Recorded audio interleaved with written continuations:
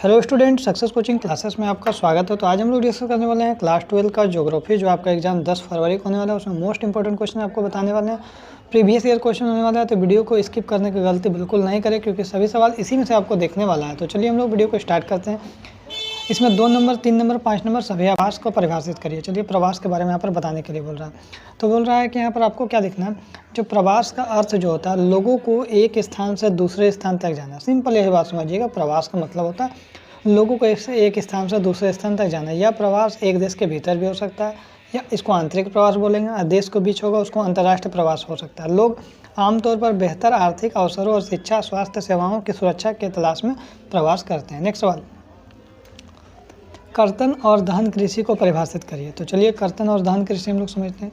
बोला कर्तन और दहन कृषि, जिसे हम लोग झूम कृषि भी बोलते हैं, ऑब्जेक्टिव में आपका काम आएगा।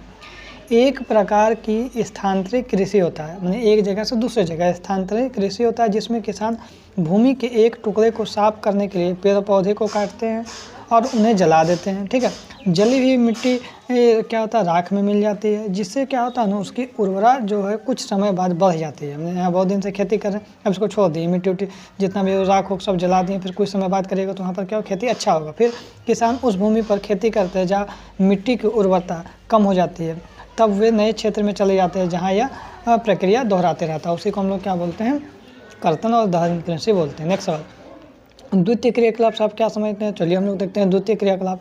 तो बोलेंगे द्वितीय क्रियाकलाप वे प्राकृतिक संसाधनों से प्राप्त कर कच्चे माल को मूल्यवान उत्पादों में बदलता है। प्राकृतिक संसाधनों से प्राप्त कर कच्चे माल को मूल्यवान उत्पादन में बदलता है। जैसे बिस्किट जिसे हम लोग बनाते हैं, तो क्या होगा, गेहूँ से बिस्किट बना रहे हैं, कपास से कपड़ा बना रहे हैं, यह विनिर्माण से संबंधित है। यह क्या है, द्वितीय क्रियाकलाप विनिर्माण से संबंधित है। उदाहरण जैसे इस्पात बनाना, कपड़ा बुनना, बेकरी उत्पाद बनाना, ये सब हमारा क्या द्वितीय क्रियाकलाप है। इसको हम लोग क्या बोलते हैं, इसको हम लोग बोल सकते हैं विनिर्माण क्षेत्र भी हम लोग बोलते हैं। आगे देखते हैं हम पर्यटन क्या है। तो ध्यान रखिएगा, पर्यटन जो है लोगों को यात्रा कराना है, लोगों को यात्रा करना है, समझे।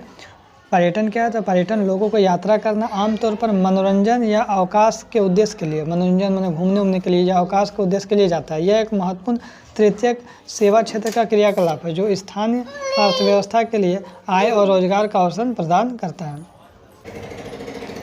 पूरा पर्यटन लोगों को यात्रा करना, आमतौर पर मनोरंजन या अवकाश के लिए उद्देश्य के लिए किया जाता है। यह एक महत्वपूर्ण तृतीयक सेवा क्षेत्र का क्रियाकलाप है, जो स्थानीय अर्थव्यवस्था के लिए आय और रोजगार का अवसर प्रदान करता है।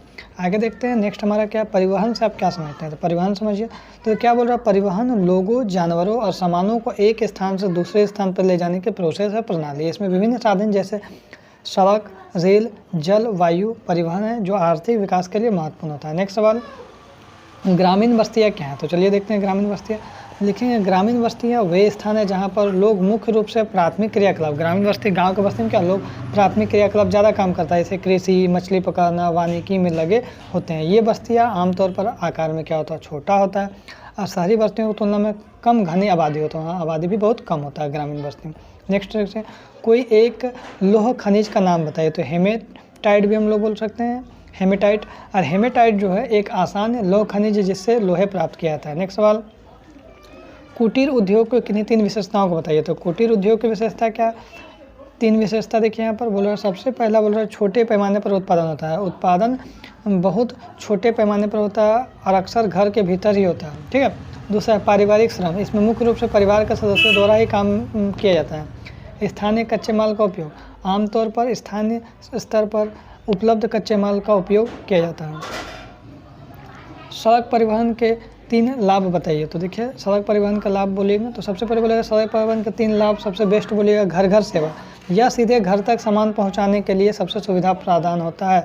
अन्य साधनों का जुड़ाव, जैसे मान लीजिए रेलवे स्टेशन, हवाई अड्डा और बंदरगाह को जोड़ता है।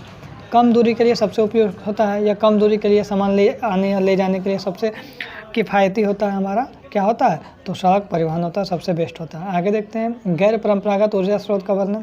तो बोल रहा है गैर परंपरागत ऊर्जा स्रोत वे होते हैं जो नवीकरणीय होते हैं और पारंपरिक जैसे जीवाश्म ईंधन जैसे कोयला, तेल के विपरीत प्रदूषण कम करते हैं। जैसे प्रमुख उदाहरण में सौर ऊर्जा, पवन ऊर्जा, जल विद्युत और बायोगैस शामिल हैं।